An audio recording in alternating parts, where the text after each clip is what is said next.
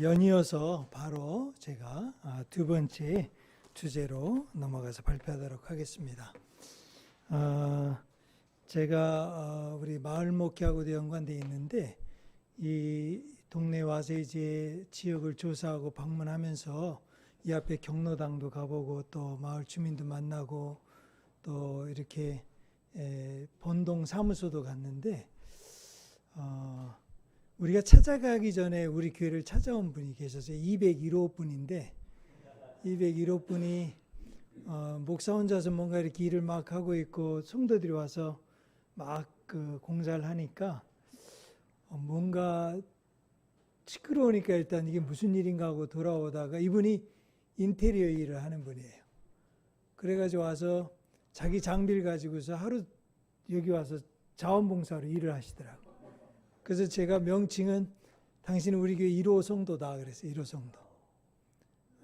그래서 이분이 와서 왔는데 그런 일이 있었고 또 하나가 본 창신 이동 동장님을 만나러 인사차 여기 왔습니다 하고서 제가 떡을 다 창신 이동에 돌리고 싶은데 떡을 돌리면 또 없는 분들은 다 못 드시고 또 떡은 상할 수 있으니까 제가 동장님께만 한과하고 약과를 가져왔습니다 하고서 동사무소 이제 나눠 드시라고 5봉지를 한 8개인가 드렸더니 이제 그분하고 대화를 한참 하는데 이건 유튜브가 나가기 때문에 내가 그 앞부분 대화는 내가 좀 생략을 하고 너무 재밌는 얘기를 하셔서 그분이 제 교회가 우리 여기 미션 교회인데 우리는 미션 센터 개념으로 와 있습니다. 우리 교회만을 위한 게 아니라 이분이 목사님 너무 고맙다는 거예요. 이 교회들이 다 있는데 교회가 자기 사느라고 너무 바쁘대. 교회가 다 자기 사느라고 너무 바쁜데 목사님은 여기 와서 자기 교회에서 하는 게 아니라 미션 센터로 섬기려고 왔다고 하니까 너무 고맙다는 거예요. 어쨌든 어떻게 섬겨야 될지 하나님이 이제 마을 목회를 어떻게 잘하게 해야 될지 하나님이 지혜도 주시고 인도해 주시기를 간절히 구하고 기도하고 있습니다. 저는 이제 도시 선교에 대한 생각을 가진 건 제가 세이비어스 교회라는 미국에 있는 한 150명 정도 되는 교회인데 예산이 뭐 100억이 넘는다. 그러니까 예산에 깜빡 눈이 먼 건 아니고요. 한 150명 정도 모이는데 그만큼 역동적으로 선교사 한 명 한 명의 역할을 목사가 하는 게 아니라 성도들이 감당하고 있다. 성도들이 전문적인 자기의 삶과 직장과 사역을 통해서 직접 선교사적인 삶을 살고 있다. 이론이 아니고 또 이제 그거를 이제 오래전에 그런 얘기를 듣고 그런 교회가 가능할까?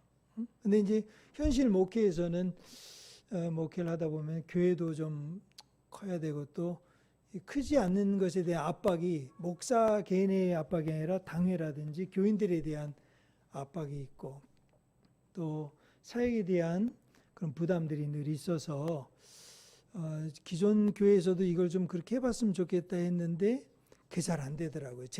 그건 제 능력과 제 부족함 때문이었다고 생각이 들어요. 그런데 이거를 어떻게 좀 할 수 있을까, 어떻게 볼까 이렇게 이제 고민하던 중에 이제 하나님이 이렇게 교회를 새롭게 시작할 수 있는 길로 인도를 해주셔서 차제에 그러면은 그런 어떤 미션에 헌신된 교회를 한번 꿈꿔봤으면 좋겠다. 근데 이제 아주 아문 교수님이 정확히 잘 지적해 주신 게 미션에 헌신된 교회가 되면은 성도들이나 목회자나 모이는 사람들이 피곤하다는 거죠. 힘들고 지치고 번아웃 되기가 쉽고 이거를 그럼 어떻게 해결해 갈 수 있겠느냐 이런 것들을 고민하면서 좀 지금도 역시 배워가고 있는 중입니다. 그러던 중에 제가 이제 책으로 만난 분이 누구냐면 팀 켈러라는 분입니다. 팀 켈러라는 분이 책을 한 30여 권 이상 우리 번역된 글도 두란노에서 많이 나왔는데 그분이 쓴 센터 처치라는 이제 그래서 어떻게 뉴욕의 한 중심에서 맨하탄에서 이 교회가 전도가 가능하고 그 도시 속에서 어떻게 교회가 부흥할 수 있을까? 이제 이런 것에 대한 자기 간증과 고백들을 정리해 놓은 책을 보면서 그래.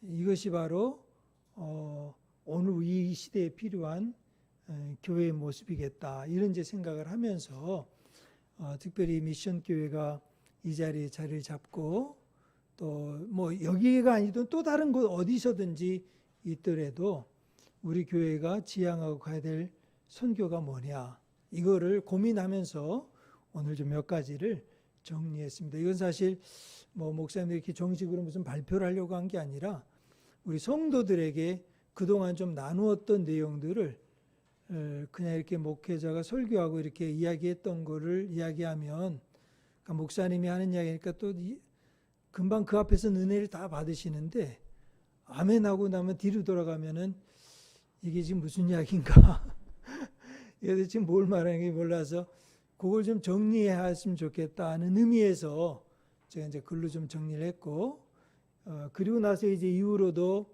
이게 시작이 끝이 아니라 앞으로 2회, 3회, 4회를 계속해 가면서 이 도시선교라는 개념이 안고 있는 게 단순히 도시선교, 우리가 알고 있는 도시선교가 아니고 전체적으로 본 도시를 살아가고 있는 오늘 그리스도인의 삶이 어떻게 선교적이 될 수 있는가를 고민하면서 어떻게 선교적, 어떻게 그리스도의 제자가 될 수 있는가를 고민하면서 나온 하나의 주제고 이거를 이제 어떻게 이거를 이뤄갔으면 좋을까. 바로 저는 여기에 우리 한국교회의 길이 있다라는 생각을 좀 하게 되었습니다.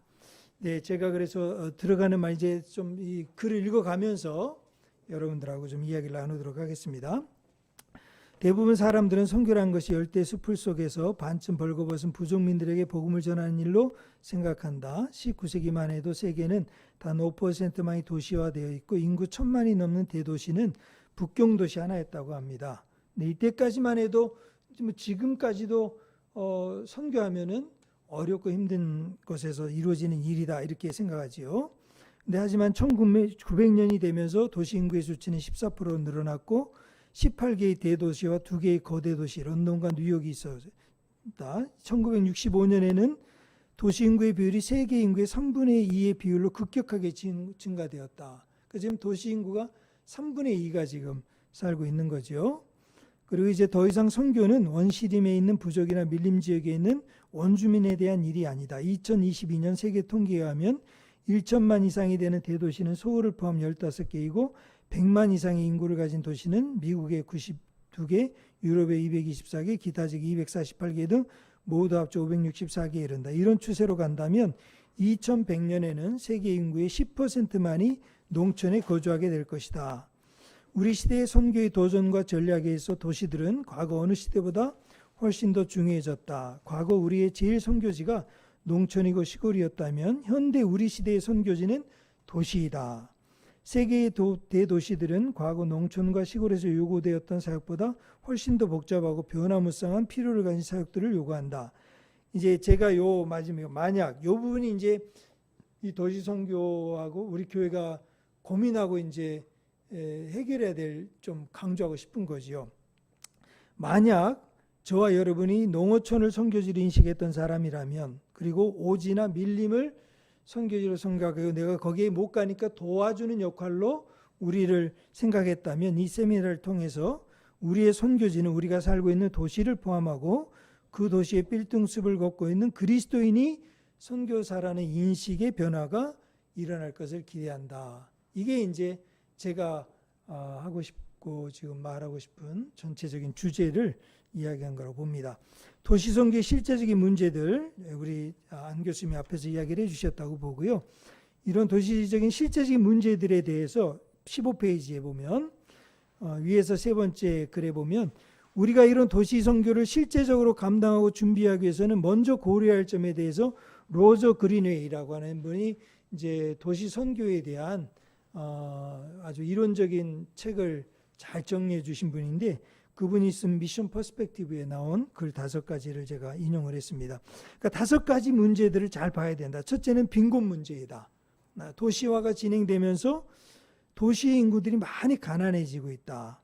그리고 절대적으로 가난한 사람. 그러니까 지금 얼마 전에 이 창신동에서도 집이 자기 집인데 어머니하고 아들이 죽었잖아요. 여기서. 그런 뉴스 들리지 않습니까? 그러니까 자기 명의로 된 집이 있는데도 굶어서 죽게 되는 어떤 빈곤 문제가 있는 거예요. 집이 문제가 있고 뭐가 없는 게 아니라 먹고 사는 게 현실적으로 문제가 되는 현실적인 문제들이 많이 있는 것이 바로 도시라는 거죠. 도시 선교의 사역을 할 때 대부분의 선교사들은 하나님의 구원과 사랑의 복음을 선포하고 동일한 복음을 실제적인 방식으로 보여주는 포괄적인 전략을 사용해야 된다.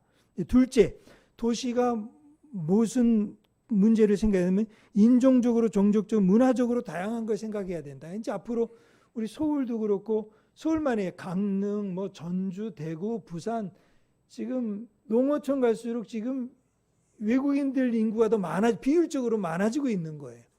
지금 여기 창신동도 인구가 7,200명인데 이주민 외국인이 1,400명.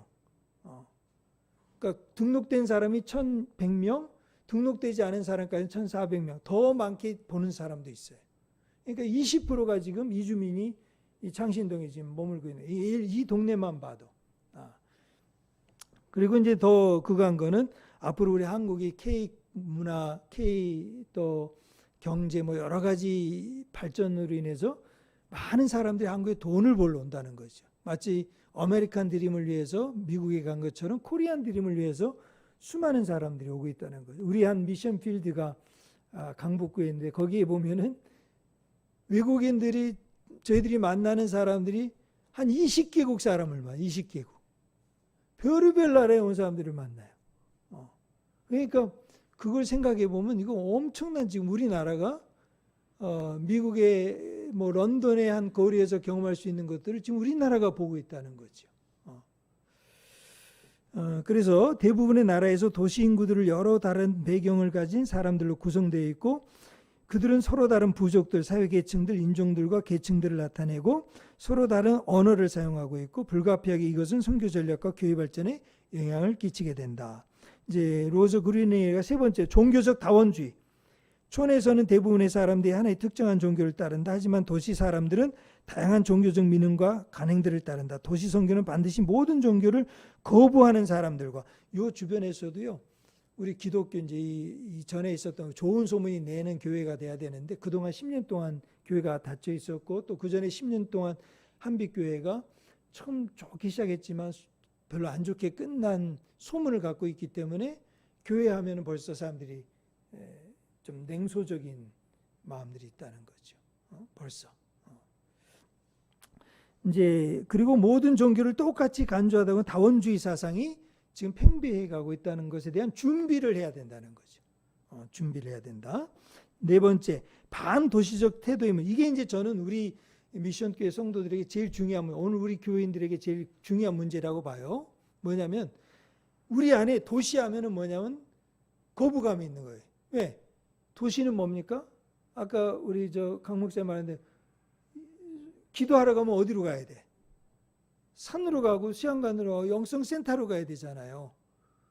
기도하러 가고 그럼 영적인 삶을 살려면 조용하게 침묵하고 소리가 안 들리는 데로 가야 되는데 한복판 도시 한복판에서 이게 가능하냐 말이죠. 그러니까 우리 성도들 안에 참 암묵적으로 처음부터 갖고 있는 생각이 도시 반도시적인 정서를 이미 우리 교회 안에 목회자님들 가운데 다 가고 그러면서도 뭐예요? 도시 속에 사는 거를 인정하지 않고 또 격려하고 있다는 말이죠. 여기서 이율 배반적인 것 때문에 지금 우리 교회가 뭔가 장벽에 부딪혀 있는 거예요. 이게 그 다음에 도시는 구원받지 못하고 또 하나는 많은 교회와 사역자들이 도시의 문제로 머리가 복잡해지려 하지 않아요. 그러니까 평안하게 교회 와서는 조용하게 은혜만 받고 살고 세상 나가서 내가 돈을 벌든 거짓말을 하든 아니면 어떻게 살든 그냥 그대로 그냥 이어가길 원하는 거예요. 용인해 주는 거죠. 다섯째, 많은 비용이 들어요. 도시니까. 시내 중심이니까. 그래서 도시선교 실제적인 문제는 돈이 많이 든다네. 그러니까 아까도 보면은 그렇게 택시 타고 오고 뭐 마을 가서 돈 2만 원씩 주고 아니 여러 가지 사람 들어오면 경로당 가고 뭐 다 해주려면은 비용이 예산이 많이 들어가는 게 이거예요. 이제 그러다 보니까 상당히 비용 대비 효율성이 떨어진다고 보는 게 도시 선교인 거죠. 그러니까 성도들이 와서 교회에서 헌금은 열심히 도시에서 벌어서 헌금은 하지만 그러나 그걸 다시 도시나 세상으로 나가서 쓰는 거는 굉장히 인색해질 수밖에 없는 그런 현실적인 구조가 교회 안에 있다는 거죠. 자, 그래서 이제 도시 선교를 어떻게 접근할 거냐? 자, 우리가 살고 있는 도시는 여기 줄을 좀 기독교 선교의 새로운 미전도지이다. 이게 이제 제가 한번 만든 unreached people에다가 저는 이 도시를 unreached land라는 말을 제가 만들어봤어요. 그러니까 미개척된 아직 닿지 않는 땅이 바로 도시다. 근데 여러분 지금 어디에 가 있어요? 서울에 지금 창신동, 동대문, 이 사대문 여기 도시에 살고 있단 말이에요. 응? 근데 우리는 지금 이 장소가 뭐냐면 지금 우리가 미전도된 지금 선교지에 와 있는 게 선교지. 이 인식이 우리한테 필요하다. 도시 안에 수많은 교회가 이미 존재하고 거리마다 골목마다 빨간 십자가가 곳곳에 세워져 있지만 이 지역만 해도 6개의 교회가 있습니다. 큰 교회가 2개가 있고 아주 작은 교회가 이제 몇 군데가 있는데 세워져 있어요. 근데 과연 이 교회 그러면 이제 요즘 상가에도 교회가 있고 교회들이 다 있지 않습니까? 총회도 그렇고 우리 교단에서 우리 목사님들도 교회 이제 더 이상 개척될 필요가 있느냐? 한 상가에도 2개, 3개 있고 뭐 있는데, 근데 저는 이제 오늘 제가 발표에서 나오지만 교회는 개척돼야 된다. 계속 더 많이 개척돼야 되는데 어떤 교회가 개척돼야 되느냐? 전통적인 기존의 목회 패러다임의 교회가 아니라 새로운 교회가 개척이 돼야 된다. 요거를 이제 이야기를 드리는 거죠. 저는 미션 교회는 바로 그런 점에서 성도님들과 저와 여러분은 지금 기존 교회가 아닌 새로운 교회를 지금 우리가 개척하고 있다는 것을 그냥 새롭게 시작했다가 아니라 새로운 지금 패러다임의 교회를 개척하고 시작하고 있다는 것을 우리가 알아야 된다는 거죠. 그거를 그 다음에 넘겨보시면 도시 선교가 없었다는 말은 아닙니다. 이미 성경이 보여주듯이 도시 이야기는 성경이 벌써 바벨탑부터 도시 이야기가 시작되지 않습니까? 그리고 마지막 계시록까지도 어떻게 됩니까? 새 예루살렘 성도 예루살렘 시티예요. 그죠? 그것도 성도 시티 이야기, 도시의 이야기입니다. 그래서 여러분 이 도시의 변화들 좀 위에서 쭉 설명 적어놨고요. 이제 이 도시 선교를 어떻게 해나요? 크게 보면 2가지 흐름이 있었어요. 이건 큰 신학적인 흐름이죠. 첫 번째는 로잔 운동의 도시 선교가 있어요. 이건 제가 직접 자료 인용한 게 아니라 이제 박사학위 논문에서 제가 2개를 인용한 겁니다. 하나는 이제 복음주의 운동이죠. 로잔 운동은 1974년 스위스 로잔에서 시작된 복음주의 선교 운동에서 진행된 도시 선교에 대한 입장은 2004년 9월에 태국에서 작성되었다. 이 선언에 의하면 여기 이제 주목해 보세요. 도시는 하나님의 관심 대상이며 하나님은 도시를 사랑하셨고, 이제 벌써 바뀌었죠. 이제까지 도시는 하나님이 사랑했다 이게 말이야. 하나님은 농촌을 사랑하고 아주 목가적이고 전원적이고 평온하고 아주 이렇게 하나님 말씀을 묵상하기 좋은 장소를 사랑하셨다고 했는데 이제는 하나님 도시를 사랑하셨고 예수 그리스도의 사역은 도시 속에서 가난한 자와 연약한 자들 대상으로 하셨다. 도시에는 범죄가 넘치지만 동시에 하나님의 은혜가 넘치며 구원이 이루어지는 곳이기도 하다. 그리고 이 도시의 변화는 힘 있는 사람이나 권력에 의해 이루어지는 것이 아니라 세상적인 도시 운영 방법이죠. 그러나 오히려 연약해 보이는 가정이 도시를 변화시키는 진원지다. 이제 이게 바로 예수 믿는 가정이고, 이 가정이 누굽니까? 아브라함의 가정이고 롯의 가정이고, 이 도시를 살렸던 그 도시 속에 하나님을 경외했던 사람들의 가정들을 이제 성경적인 예를 들자면, 표현을 하자면 그렇게 될 수 있는 거지요. 따라서 도시 선교는 세계 복음화를 이룰 수 있는 영향력 있는 중심이고, 그러니까 지금 우리가 도시 선교에서 도시 선교의 목적을 갖고 산다는 건 지금 여기서 세계 선교를 이룰 수 있는 문이 열리기 시작했다는 거죠. 멀리 가지 않아도, 가지 말아야 된다는 게 아니라 가지 않아도 지금 우리는 여기서 그런 선교를 할 수 있다는 거죠. 특별히 인터넷하고 웹사이트 또 스마트폰 이것이 발전되면서 이건 더 가까이 우리에게 다가오게 된 현실이 된 거죠. 그래서 도시 선교를 위한 전략 개발은 다른 시대 다른 지역에서 했던 방법으로는 좋은 성과를 거의 기대하게, 그러니까 전통적인 기존의 방법처럼 해서는 안 된다는 거죠.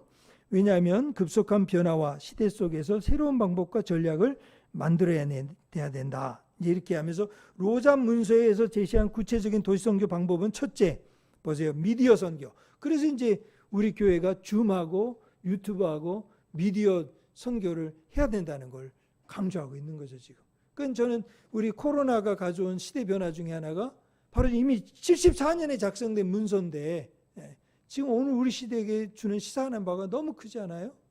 그래서 여러분들 우리 미션교회 성도님들 가운데서도 지금 제 아내가 지금 이걸 배워서 지금 하는 게 그냥 뭐 사람이 없고 뭐가 없어서 하는 게 아니라 이건 지금 이 시대에 지금 도시선 선교 현장이 이게 지금 미디어 선교라는 거예요.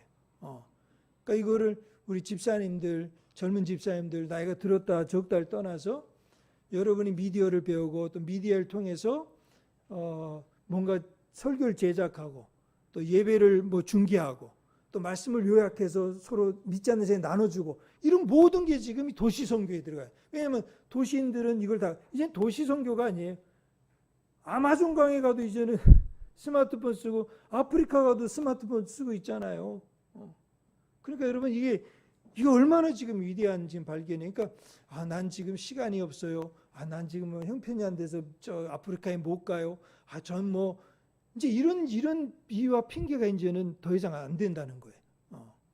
우리가 어떤 지향점과 목적을 갖고 있냐? 미션 교회가 뭐냐? 우리가 뭐 미션 교회 뭘 하겠습니까?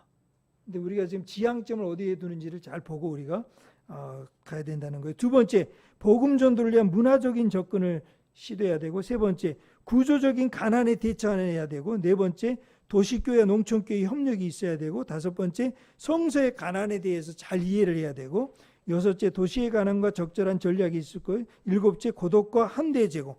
외롭고 힘들고 고독스러운 사람들을 어떻게 환대할 것인가. 여덟째, 사회적으로 소외된 이들을 지원하는 거. 아홉째, 목회자 훈련. 이것이 도시선교의 큰 어떤 전략으로 앞으로 대두가 돼야 된다. 이렇게 지금 이야기하고 있는 거죠. 이걸 위해서 우리 목사님들이 우리 지구촌 선교연구원이 이제 이 도시 선교를 저는 한 분과나 아니면 이 목사님들끼리 좀 지역별로 연구 모임을 해서 마을 목회, 도시 목회 이거를 전략적으로 어떻게 우리가 구체적으로 서로 정말 목회적인 협력을 이 이론이 아니라 이 시대에 우리가 해야 될지를 좀 코로나 이후 시대는 우리 교회가 목사님들 우리가 좀 달라져야 되지 않을까. 근데 지금 우리의 고민은 안 모인다. 뭐 성도들이 좀 덜 모인다. 코로나 이후는 뭐가 걱정 이런 걸 지금 우리가 염려하고 있는데 좀 더 우리가 적극적으로 좀 대안을 가져야 되지 않을까 이런 고민을 좀 하고 있습니다. 두 번째 에큐메니컬 회의의 도시 선교는 여기 뭐 제가 설명 제일 중요한 게 맨 밑에 보면 에큐메니컬 도시 선교는 구조적인 체제, 노동자, 노동 여건, 노동자 임금 체불, 그 다음에 여기 보면은 산업의 현장, 불의 현장 이런 현장들에 가서 직접 그리스도의 몸으로 살아내야 된다. 이게 이제 우리 통합 측에서는 1958년부터 시작됐던 영등포 산업선교회 이걸로 인해서 유신 체제에서 그 폐쇄되기도 하고 막 그랬죠. 그러니까 노동운동이죠. 노동운동. 이런 운동을 해야 된다. 이렇게 이제 크게 도시선교가 그래서 한편으로 도시선교가 우리한테 조금 멀게 느껴졌던 거는 노동운동으로 여겨졌기 때문에 복음주의나 교회 공동체나 목사님들에게 이게 조금 멀리 느껴진 거예요. 그러니까 이거는 투쟁의 방법을 선택했으니까. 근데 이제는 이것이 아닌 진정한 복음적인 방법이 뭔지를 우리는 발견하고 지금 추구해야 된다. 이거를 새롭게 우리가 되찾아야 된다는 것이 그게 이제 도시 선교라는 거죠. 3번 도시 선교의 영성. 오늘날 도시들은 이전보다 훨씬 더 중요해졌다. 이제 이렇게 이야기했고요. 이제 예를 들면 도시화, 국제화를 통해서 위에서부터 보면 그러니까 인구의 급증으로 해서 서로 연결되고 스마트폰, 인터넷 등으로 연결돼 이제는 미국에 있는 분하고 저희가 문화적으로 가치를 공유하고 있어요. 시간대가 다르고 환경이 다르지만 또 오늘 저와 저 부산에 있는 사람이 또 같이 공유를 하고 있어요. 그만큼 연결되고 있다는 거죠. 그런 걸 봤을 때 도시와 국제, 도시선교는 국경과 인종의 차별을 넘어서고 있고 국내 및 해외 선교의 경계를 없애고 있다. 지금 이제 이 시대에는 이렇게 진행이 되고 있는 거예요. 그래서 기존에 했던 해외 선교, 국내 선교 이런 개념들을 새롭게 아마 정립을 해 나가고 적용을 해 나가야 된다. 이제 이렇게 좀 생각을 하고 있습니다. 이제 그러면은 맨 밑에 첫 번째, 그럼 우리 그리스도인들은 어떻게 도시인으로서 선교에 참여하고 주님이 명령하신 선교의 사명에 능동적으로 참여할 수 있을까? 저는 이걸 이제 도시 선교를 어떻게 할 거냐, 이게 이제 영적인 태도, 우리 영성이라고 제가 표현을 한 거죠. 영성이다. 능동적으로 어떻게 참여? 이게 이제 우리 성도들이 좀 가져야 될 태도죠.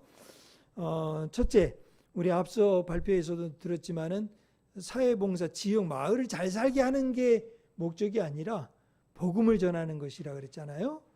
이거 역시 저도 똑같은데요. 첫째는 도시선교의 영성은 예수 그리스도의 영성, 복음적인 영성이어야 된다. 이것은 매우 원론적인 것처럼 들린다. 하지만 도시든지 농촌이든지 부하든지 가난하든지 어느 곳에서나 누구에게나 필요한 것은 복음이다. 복음은 죄와 어둠으로부터 구출되었다는 메시지이고 우리 삶을 바꾸는 가장 위대한 영향인 사건에 대한 기쁜 소식이다. 이 소식은 우리가 만든 것이 아니다. 우리가 이룰 수 있는 것도 아니다. 우리를 위해 성취되어지고 이루어진 그리스도의 사역에 대한 소식. 그래서 은혜이다.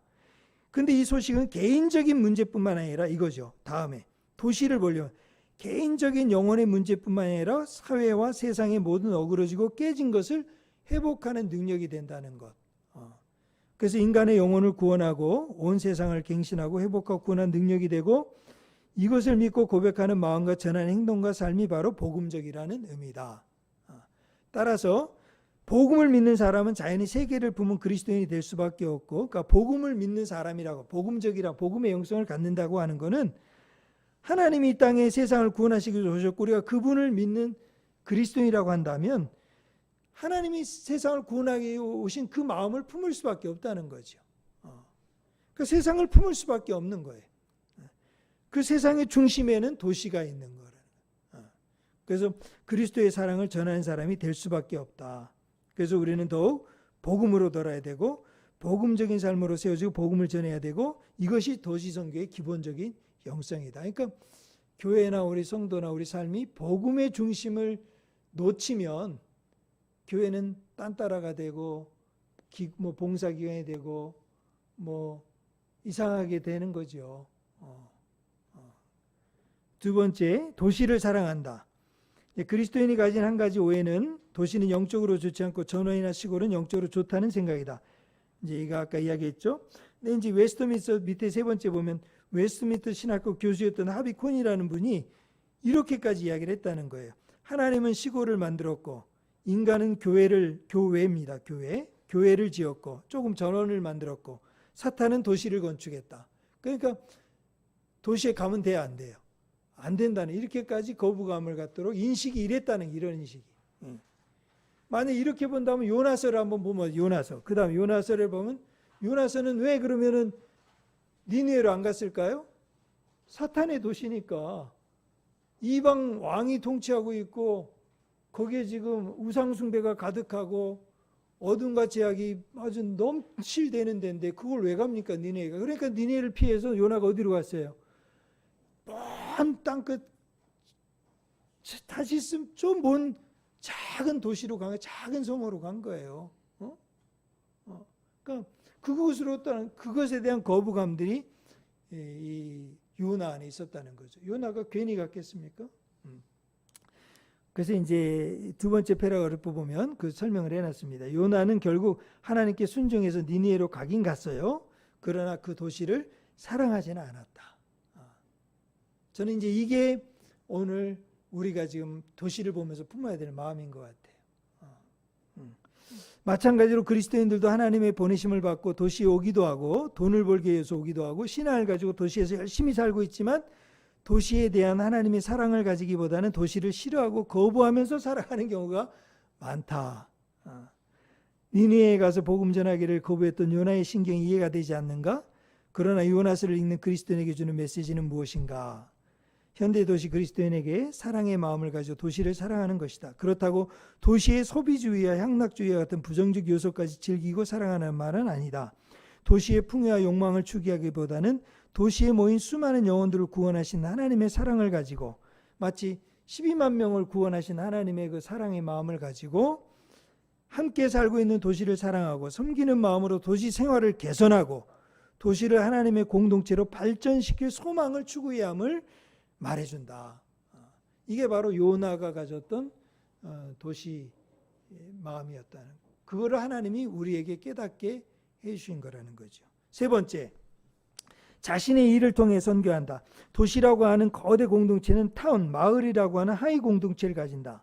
도시 안에는 수많은 마을이 있다. 똑같은 도시 안에 있지만 마을과 동네에는 특정한 그룹들이 형성되어 있다. 그러니까 도시 안에 마을이 있잖아요. 그러니까 이제 그러면 서울이라는 도시 안에 구가 있고 동이 있잖아요. 그러면 동마다 특징이 있어요. 상신동 하면 산동네, 가난한 동네. 그 다음에 옛날 동대문에 의류상들을 위해서 밤새도록 재봉질해서 다음날 아침에 납품한 업체가 많은 재봉틀 동네, 뭐 이런 공장 동네. 근데 이런 강남의 소초구, 그러면 그 동네 이미지가 타운이 있다. 타운이. 대구도 마찬가지, 뭐 타운이 있어요. 그 도시, 그런데 그 타운은 공통 동질 그룹들이 있어요. 사회 경제적인 동질 그룹이 있어요. 차이나타운이 있고 네팔, 이 주변에 네팔 사람들이 많이 모여 있어요. 베트남 사람들이 많이 모여 있어요. 여러분이 사는 아파트에도 그런 형태가 있어요. 근데 그 안에서도 직업, 연령, 세 번째 줄에 연령, 종교, 감신사 등과 같은 다양한 요인들이 하부 문화의 매트릭스를 구성한다. 그런데 이 인구 밀도가 높고 도시가 클수록 그 다양성은 더 많아지고 더 많은 계층은 세분화된다. 다양한 사람과 인종, 다양한 직업과 관심사들 등과 같은 도시의 다양한 필요들을 다 채울 수 있는 성교는 없다. 그래서 도시가 다 포용할 수는 없어요, 교회가. 그죠? 여러분이 다 모든 사람을 선교할 수가 없어요. 제가 목사고 뭐 주님을 닮고 예수님과 같다고 해도 다 예수님도 포용 다 못했어요. 제가 교회 분란세고 어려움 생에 항상 제일 많이 들은 말이 뭐냐, 목사님들 제일 많이 듣는 문제가 포용성이 없다, 이런 이야기를 하네요. 포용성이 없다. 항상 그럼 너나 좀 잘 포용해. 그런 말이 못 가요. 너나 좀 포용하고 살아라, 제발. 응? 어느 교회나 어느 공동체나 어느 사람이나 어느 교회도 모든 사람에게 모든 것이 될 수는 없습니다. 응? 도시 선교를 감당하나 참으면 우리 교회가 모든 걸 다 감당할 수 없어요. 이러한 도시의 다양한 차이와 다름을 인정해야 되고, 그리고 그 차이가 있는 그룹들을 존중심을 가지고 이해하려고 노력하며 다른 사람의 문화나 관심사 그리고 다른 관점에 품는 마음을 가져야 된다. 그만큼 다양하다는 거죠. 이제 그리고 제가 하고 싶은 이야기는, 그러면 어떻게 다양한 문화와 수많은 그룹들에 전도할 수 있느냐? 사도행전에 보면 예루살렘, 온 유대의 사마리아 땅끝은 지리적인 경계만이 아니라 문화적인 동질성을 말하고 있다는 거죠. 그러니까 예루살렘은 예루살렘 사람들이 하고, 사마리아는 사마리아 사람들이 하고, 땅끝은 땅끝에 가는 사람들이 하고, 그래서 도시가 아무리 크더라도 그렇게 선교를 나눠서 할 수 있다는 거죠. 그런 점에서 내가 가진 일이나 관심사나 은사나 나의 전문적인 일터가 중요한 거예요. 일터.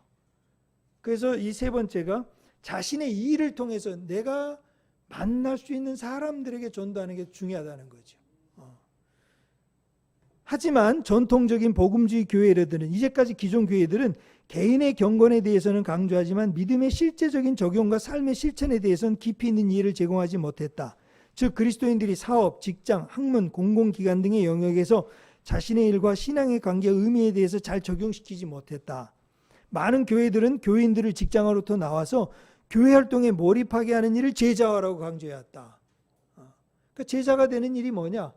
교회 와서 봉사하고 교회에서 와서 섬기고, 이게 제자화였어요. 그래서 그리스도인들의 제자화는 주로 주말이나 주일에 행해지는 활동처럼 간주되어졌다. 그러나 대부분의 그리스도인은 주당 40시간 이상 일터에서 일하고 수많은 사람들에게 많은 시간과 에너지를 사용한다. 그들은 날마다 직장에서 일터에서 윤리적인 문제, 감정적인 문제, 신학적인 이슈들에 부딪혀 살아간다. 동시에 가정에서 부모 부양, 자녀 교육, 가정생활 등과 관련된 이슈들에 둘러싸여 살아간다. 일생의 대부분을 사용하고 있는 가정과 일터가 주님의 일과 상관없는 일이라고 하면, 복음의 영향력과 관계없이 이루어지는 활동이라고 한다면 그리스도인의 신앙과 교회 선교, 복음 등은 과연 무슨 의미가 있는지 의문스러운 일이다. 이게 이제 오늘 우리가 부딪히는 아주 현실적인 문제지 않습니까? 그래서 도시에 살아가는 도시 그리스도인들이 감당하는 모든 직업 활동이나 일은 하나님이 맡기신 사명이요 사역이라는 폭넓은 비전이 필요하다. 그래서 저희 교회가 이제 말하고 있는 선교사는 그러니까 뭐 부름 받고 선교사 뭐 이렇게 선교지를 나간 분이 아니라 여러분이 선교사다. 저는 목사 선교사로, 우리 장로 선교사로, 또 우리 가정 선교사, 일터 선교사. 그러니까 이제 사실 부담스럽죠, 선교사라는 말이. 그러니까 부담스러우니까 선교적인 삶으로 좀 융합시켜서 선교적으로 사십시오, 선교적으로 좀 헌신하십시오, 이렇게 이야기를 하는 거죠. 그래서 여기 보면 그리스도인 따라서 도시에 살아가는 두 번째 패러그래프의 다섯 번째 줄 보면, 따라서 목사가 목회 활동을 통해 선교를 하듯 그리스도인은 누구나 자신이 하고 있는 일의 활동을 통해 선교를 한다는 마음과 자세를 가져야 된다. 자신의 일과 직업을 하는 활동이 무엇이든지 각자가 이를 통해 하나님의 소명을 이루어간다는 사명을 가질 때 그리스도인은 모두 선교사가 된다. 교회와 목회자는 그리스도인 각자가 선교적 삶을 살아가도록 갖추고 채워져야 될 지혜와 실천적인 방법들을 공급하고 도시선교에 필요한 도움을 제공해야 한다. 이게 이제 도시선교 세미나를 하는 이유지요. 네 번째, 새로운 교회를 개척의 영성. 개척의 영성을 가져야 된다. 교회 개척에 대해서 배울 수 있는 주된 책은 사도행전이다. 사도행전에서 교회를 개척하는 것은 상처가 되거나 부자연스러운 사건이 아니다. 그러나 한국 사회 현실이나 교계의 상황을 보면 교회 개척에 대해 부정적이다. 과거에 보여온 교회 개척의 형태나 또 교회가 개척돼서 그 존재의 목적을 통해 그 도시와 지역사회를 위한 공적인 역할을 어떻게 감당했는가를 돌아본다면 세상의 비판과 교회 내 자성적인 목소리가 이해가 된다. 그래서 제가 이제 교회를 그만두고 이제 교회 이렇게 어떻게 해야 될까 생각하면 두 가지 부류가 계세요. 한 분은 이분이 앞으로 어떻게 뭘 하려나 이분이 뭘 하려나 하는 분이 있고, 또 한 그룹은 뭐냐면 아이고 또 교회 하나 또 생기겠구나 아이고 또 하나 교회 또 생기겠네. 예? 그러니까 교회가 생기고 교회가 개척하는 것에 대해서 여러분들이 교회라는 거는 목회자의 생존을 뒷받침하고 근거로 삼는 곳처럼 인식되는 게 이제 개척된다는 게. 그래서 교회를 안 하려고 그래요. 그래서 나는 선교회만 하자, 선교회만. 근데 여러분, 그러니까 이제 교회가 뭐냐, 교회가. 그러니까 이제 두 가지 부류. 저를 만나서 다 보면 직접적으로 말을 그렇게는 안 하시는데 다 이야기 저도 들어보면 나도 이렇게 좀 살았잖아요. 그러니까 대화 들어보면 아이고 참 어떻게 하려나. 두 번째는 아이고 또 하나 교회 개척돼. 지금도 많은데 야 나 지금 개척해서 이렇게 고생하는데 너 또 고생길 들어가는구나. 근데 여러분 여기서 지금 교회 개척이에요. 교회가 개척돼야 되는 게 뭐냐. 저는 지금 제가 무슨 교회를 개척 우리 교회가 이게 아니라 정말 이거 너무 중요한 거라는 생각이 들어요. 여러분들 우리 미션 교회 참석하시고 함께 하신 여러분들도 우리 교회가 왜 개척되고 왜 존재해야 되는지를 잘 우리가 생각을 해야 되는 거죠. 과거에 보여온 교회 개척의 형태나 또 교회가 개척된 그 존재의 목적을 통해 이루었죠. 하지만 도시를 복음화한 다음에 나타난 자연스러운 결실은 교회가 개척된다는 것이다. 물론 여기서 교회 개척은 건물을 재거나 구조적인 건물 형태의 모임 장소를 구하고 거기서 모임이 이루어지는 단회적인 사건을 의미하는 것이 아니다. 사도행전에 나타난 사도 바울의 복음 전도에 이은 교회 개척을 보면 다 가정교회 형태였다는 거죠. 그런 점에서 우리 교회는 가정교회를 지향하고 있다. 그러니까 보이는 교회 건물 중심의 교회 형태를 우리는 경계해야 된다. 필자가 여기 새로운 교회라고 표현한 것은 기존 교회와는 다르다는 의미를 내포하고 있다. 교회가 개척되고 생기더라도 기존 교회와 같은 교회가 아니라 새로운 교회가 개척돼야 된다. 점차 도시화되고 다변화되어는 이 시대에는 한 개교회의 부흥이 아니라 교회가 개척해서 그 교회가 부흥되는 게 지금 목적이 아니라 수많은 교회들이 개척되는 부흥이 있어야 한다. 새로운 교회는 반기독교적이고 반복음적인 도시의 문화와 사람들에게 다가갈 수 있는 전도 프로그램을 많이 만들어서 많이 모이도록 만드는 교회가 아니라 훨씬 더 도시 속으로 들어가는 선교적인 교회가 개척이 돼야 된다. 새로운 교회는 수많은 교인들을 모으기 위한 프로그램과 전략을 앞세운 교회가 아니라 교회를 떠난 사람들을 포용하고 다가갈 수 있는 교회가 개척이 돼야 된다. 새로운 교회는 자신의 일터나 가정이나 직장과 상관없이 모여서 예배하는 건물이 아니라 자신의 일상의 삶을 성소로 삼고 날마다 새롭게 예배하는 교회가 개척이 돼야 된다. 그래서 참 옛날에는 직장 신우회나 직장 이런 게 막 했는데 그때는 그게 그렇게 중요한지는 몰랐는데 제가 도시선교 이 비전과 생각을 갖고 공부하고 연구를 해보니까 너무 중요한 거더라고요. 너무 중요한 거예요. 근데 옛날은 굉장히 많았잖아요.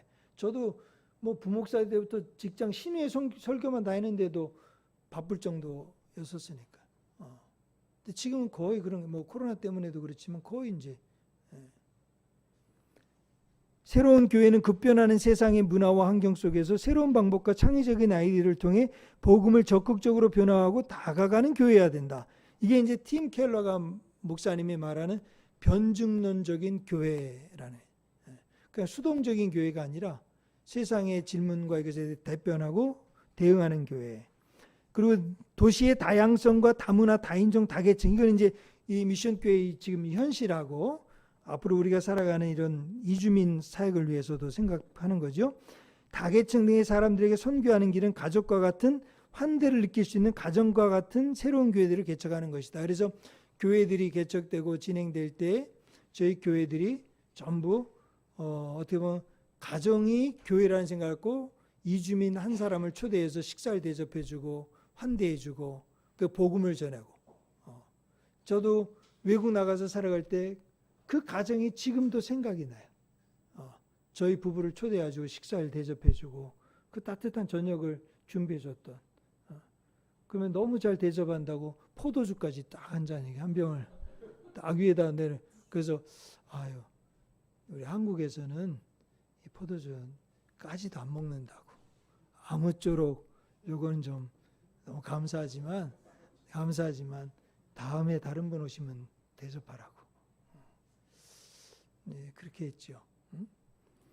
여러분 누군가 환대해주고 대접해주는 거, 외국인 나그네에게 영원하고 완전한 새 예루살렘 성읍이 다가오는 그날까지 우리는 새 교회들을 세우고 새로운 신자를 얻어서 우리가 사는 도시가 새 예루살렘 성이 보여주는 영원한 공동체 이상과 비전에 이르도록 성장해야 한다. 도시 선교에 대한 도전을 받고 정리하는 데 도움을 받은 것은 팀 켈러의 센터 처치였다. 미국 뉴욕 맨하탄이라고 한 도시 중의 도시에서 50여 명의 성도와 함께 개척해서 현재 약 8천 명의 성도들이 매주일 예배하는 리디머 교회 이야기다.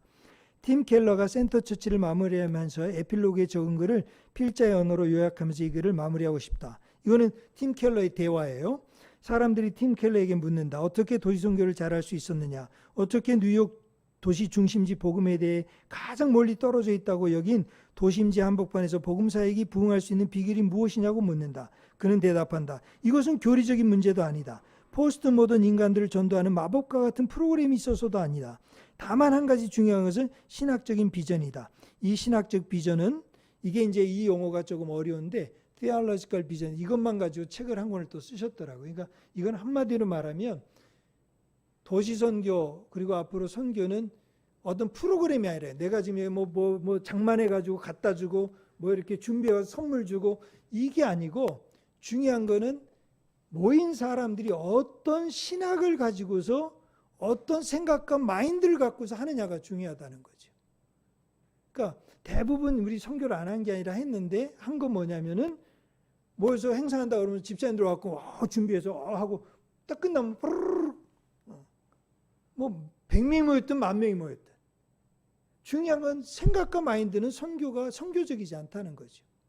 그런데 팀 켈러는 그 신학적 제일 하나님을 중심으로 해서 복음적인 생각과 마인드를 갖지 않으면 안 되는 일이라 안 되는 일이다.